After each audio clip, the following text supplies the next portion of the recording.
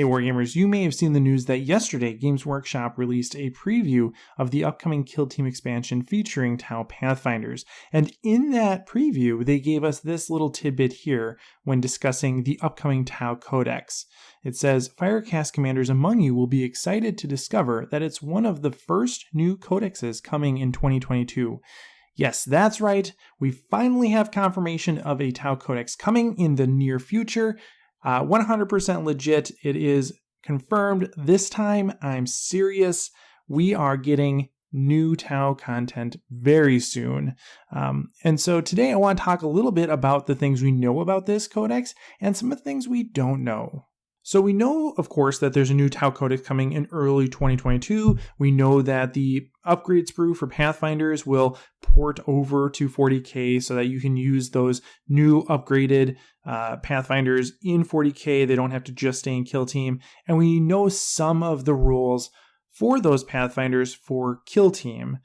What we don't know is exactly when that codex is coming, the rules for these new Pathfinders in 40K, like how those rules are going to transfer over, because of course they will have new and different rules than the existing Pathfinders based on these new war gear options, and those options aren't going to be a perfect simile between 40K and Kill Team. They'll have something different about them to make them work in 40K because it's a different system.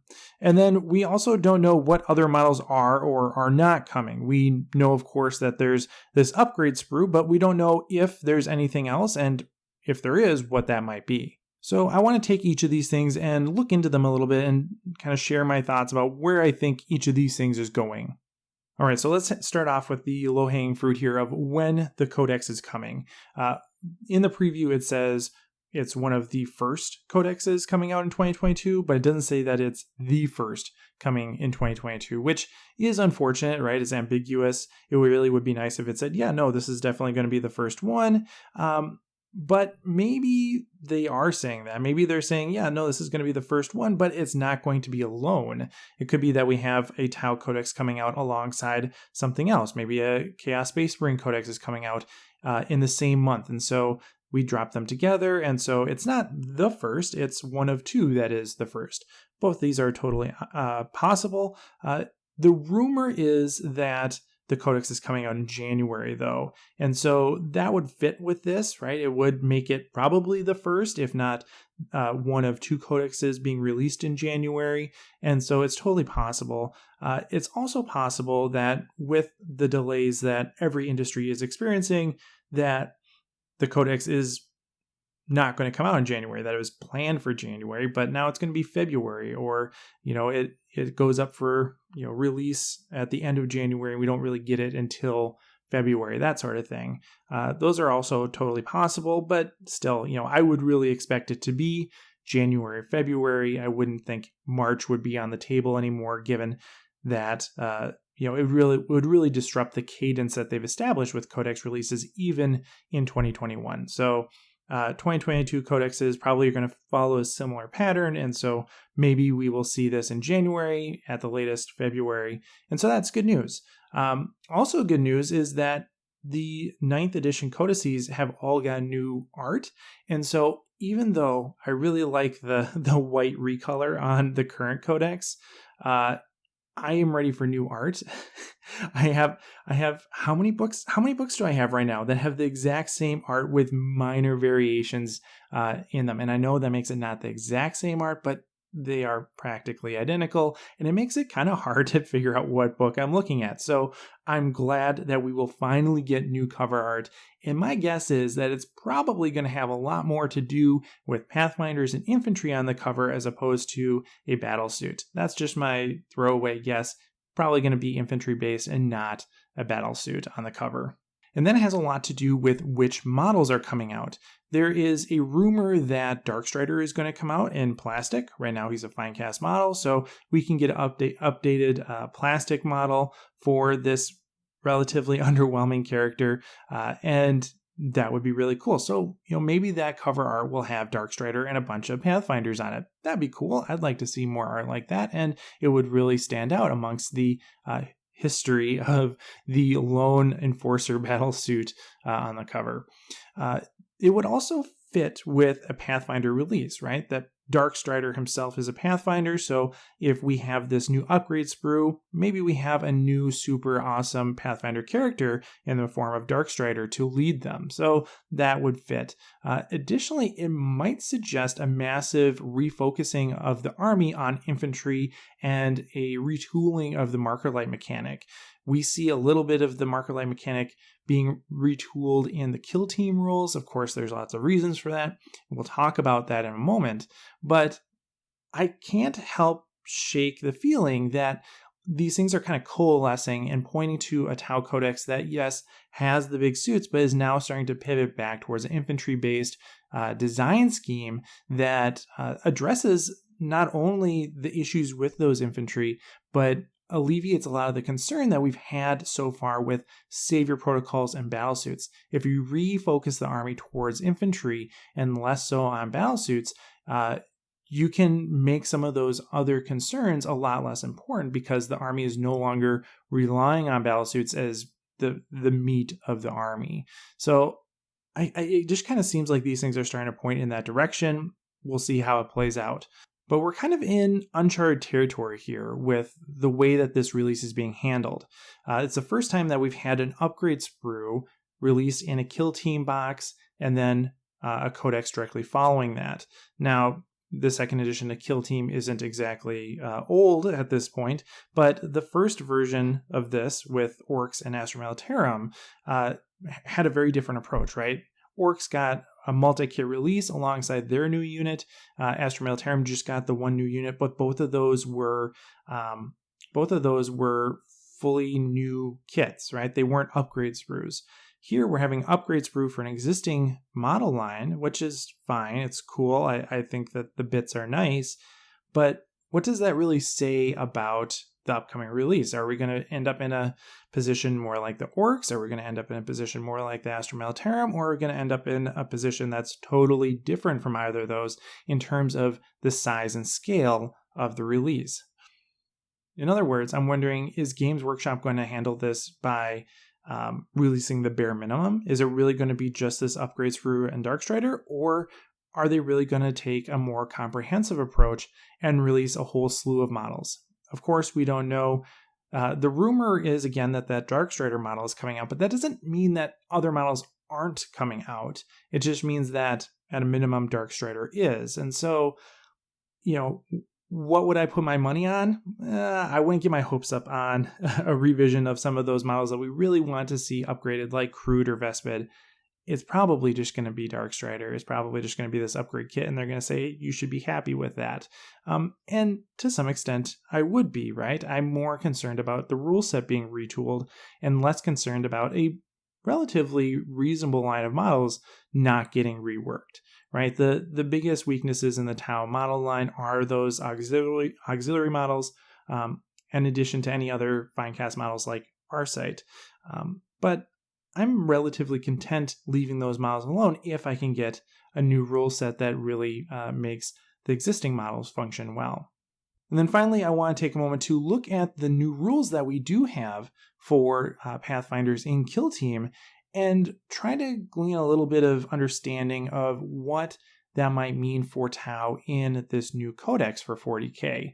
Now, of course, they are different systems. Kill Team and 40K are very different games right now, and so it's unlikely that there be parity between the two in terms of their rule set, right? We wouldn't see the mechanics in Kill Team transfer over to 40K directly, but it could give us an indication of the general design philosophy for the army, right? Like 40K shooty armies are Kill Team shooty armies. And so those broad strokes descriptions of how the army functions should translate between the two, or at least can translate between the two. And so maybe we can understand some general ideas of how Games Workshop wants to treat Tau in 40K based on the way that they are treating Tau in Kill Team now.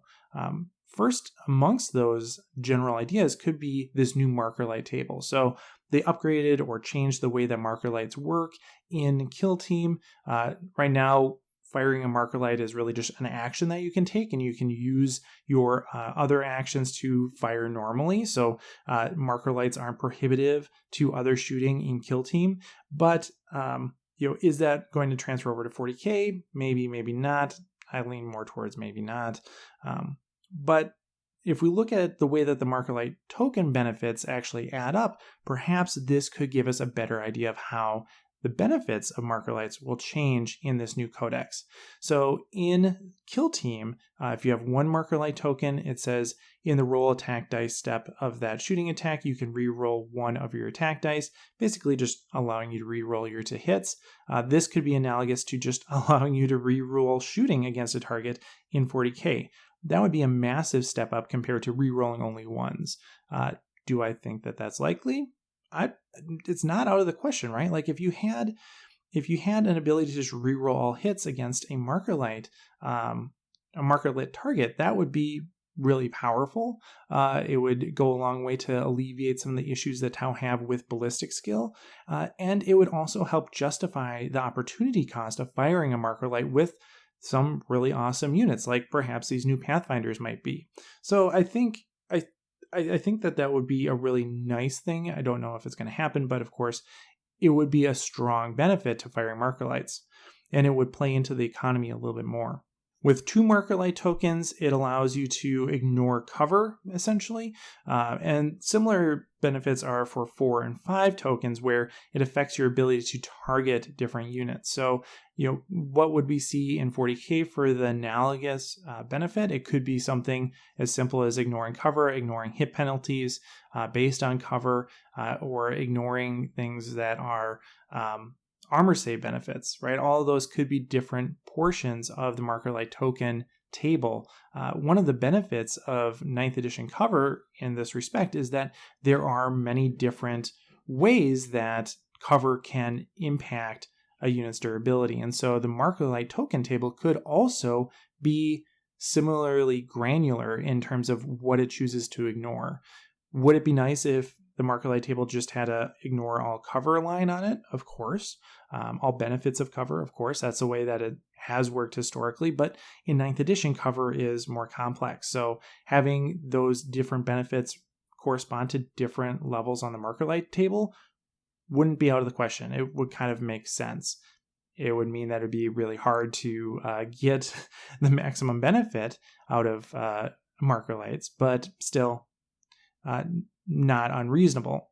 The third benefit here, if you have 3 tokens, it says for shooting attacks, improve the ballistic skill of a ranged weapon the active operative is equipped with by 1, so basically +1 ballistic skill. Again, not a bad option. And this whole setup is not too divergent from some of the reworks that have been proposed by myself and others, where we're simplifying the MarkerLite token table and really giving some much more powerful benefits more easily. So 1 is rerolling misses, 2 is ignoring cover, 3 is giving you +1 ballistic skill, which again used to be on a 5 MarkerLites, and then 4 and 5 are dealing with targeting, which again are very powerful tools, but positioned in a way where for the most part, you can get away with 1 to 3 MarkerLites and not have to make that full investment to 4 or 5 in every case. You can get those benefits early on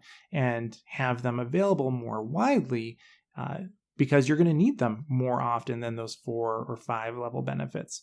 So, if we see a similar approach in 40K, I think that would work out really well, and I'm excited to see this. Hopefully, we see a similar rework in 40K. Another rules preview that we got was for the Art of War ability, which is on the Pathfinder Shazui for Kill Team.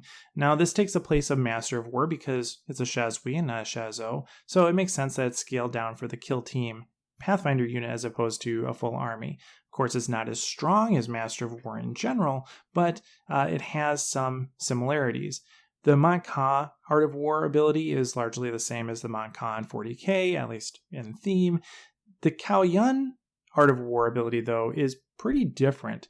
Instead of allowing you to re-roll hits, which again is now something that's provided by the MarkerLite table, Kaoyun focuses on durability. So it doesn't have that redundancy with the MarkerLite table, which is good, and really gives you a new benefit that isn't something that we've seen provided by either MarkerLites or the Master of War ability in 40K.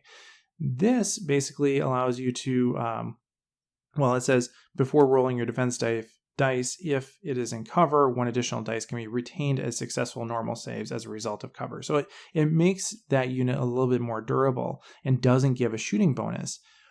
Would a 40k equivalent to that be providing people with re-rolling saves or +1 to their armor save, something like that with Cao Yun? It would be thematic, right? It would fit with the idea of the patient hunter. If they are able to better utilize their surroundings to be more durable, that would totally work. And it would provide a nice counterpoint to Manka, where Manka is all about getting position. Cao Yun is about holding position. And so if we are working within a 40k framework here, we could use Cao Yun to really hunker down on objectives. Again, giving our infantry a little bit of a leg up, allowing them to hold objectives better than they would be otherwise, feeding into this idea that I have that perhaps this new codex is going to be highly infantry based. And finally, we have the drone controller. Now, in 40k, the drone controller just gives a flat +1 ballistic skill boost to nearby drones. In Kill Team, that's not how it works. Now, this could be something that is, special to this drone controller. We don't know, but in Kill Team, the Pathfinder drone controller has the option of giving nearby drones 1 of 2 boosts. The first is that if that drone operative is ready, after this activation ends, you can activate that drone operative, and until the end of the turning point, it is not considered to have the first 3 bullet points of its artificial intelligence ability. The second is that if that drone operative has been activated during this turning point, perform a free dash or shoot action with it. If you perform a shoot action, for that action shooting attack, worsen the ballistic skill characteristic of its ranged weapon by 1. So you can shoot, but at a penalty. These are both pretty cool. Let's talk about the second one first. Basically, it provides greater baseline functionality.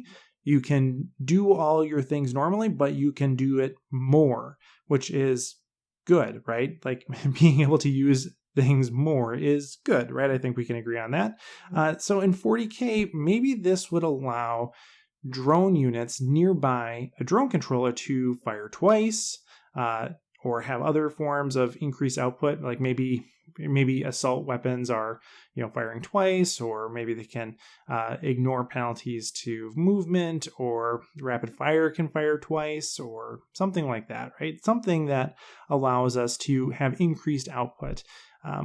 Or maybe it allows drones to do something like free movement, akin to jump, shoot, jump. So a drone could move, shoot, and then move again. Would these be flat universal benefits? Probably not. In this case, we probably would have to select one of those benefits per turn in order to allow drones to gain this, or select a particular unit to control. So maybe a drone controller battlesuit, a drone controller infantry could select to use their drone controller, and each turn make one drone unit have this benefit, either firing twice or jump, shoot, jump.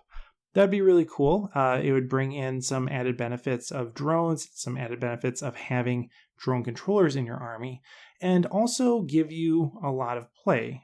It would help keep drones in a position where they're useful, but depending on how saber protocols is handled, aren't necessarily there just for blocking wounds. They would have some additional functionality on top of that may make you think twice about sacrificing one for saber protocols. Now back to that first option. It says that you can ignore the first 3 bullet points of the artificial intelligence ability, which are basically this. This operative cannot perform mission actions or pick up action. For purposes of determining control of objective markers, treat this operative's APL as 1 lower, and then each time a shooting attack is made against this operative in the roll defense dice step of that shooting attack, if it has an engaged order, defense dice cannot be automatically retained as a result of cover. So it basically allows drones to compete for objectives and allows them to benefit from cover in a way that they wouldn't otherwise be able to do. And so those things are really powerful, right? If you can benefit from improved cover, maybe in 40k that means a hit penalty against units that are controlled by a drone controller. You can imagine the drone controller is watching that drone and using it to dip, dodge, weave, and dodge a bunch of hits. And so it has increased ability to avoid wounds. That would make sense as something, as an action that someone with a drone controller could do in 40K. Or maybe it gives drones objectives secured. Again, really powerful tool, and something that I've been hoping to see in this new codex is an ability to give other units objective secured. If drones have objective secured, that's awesome. We have lots of drones, and if I can just say, okay, this drone has objective secured now because it has a drone controller, that I think is, again, a really nice way to balance the utility of drones beyond just savior protocols. And it adds complexity and strategy to your army in a way that we don't currently have. So would a drone controller in 40K that allows you to either give a unit improved cover, like a hit penalty, or give a unit of drones objective secured, or allow them to fire multiple times, or allow them to move differently, at least one of those options I think would be really awesome. Would we see all four? Maybe not. Probably not, right? I think that might be a little greedy. But if we could see some combination of those benefits from a drone controller, I think it would improve the army functionality overall, and again, add this cost-benefit side to using drones that would make the army a lot more satisfying to play and play against. One of the things that is kind of unsatisfying about playing with drones is that you have these units there that are just ablative wounds. You're not excited about the drones, you're excited about the things the drones are dying to protect. And so it would be nice if the drones themselves could be cool beyond just being not meat shields, but drone shields, ablative wounds. So it would be nice to just give those drones a little something, a little personality, right? Like in the fluff. In the fluff, the drones are characters. They have names. They have personalities. I would like to see some of that reflected in their function here. So yeah, I don't know. This drone controller just seems cool, and I would like to see some of that functionality ported over 40K in some way, shape, or form. And again, it would work well with this focus on infantry in a way that the drones aren't there just to protect battle suits. They have this functionality that you can benefit from by bringing infantry that have drone controllers. It just seems to work in my mind. And so I'm eager to see what the new codex brings, and of course, what you think of this.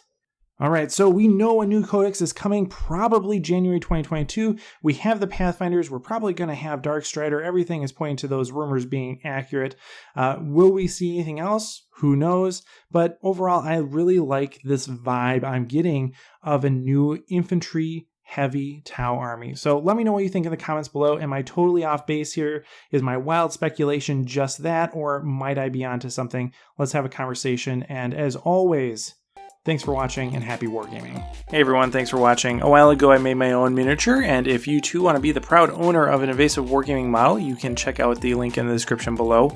Down there you will also find links for the Invasive Wargaming Discord server and the Invasive Wargaming Patreon. Really, this channel wouldn't be possible without the support of my patrons. Special thanks to Marcy, A Little Pink Monster, Ben B. Jones, Durza, Ever Keller, Robbie Goodwin, Jose Gomez, Ruger, Drew Pratley, Michael Byrne, Zealous Brimstone, Scott Heater, Stephen Cowan, Jared Egler, Chris Kessler, and Tao Oswell.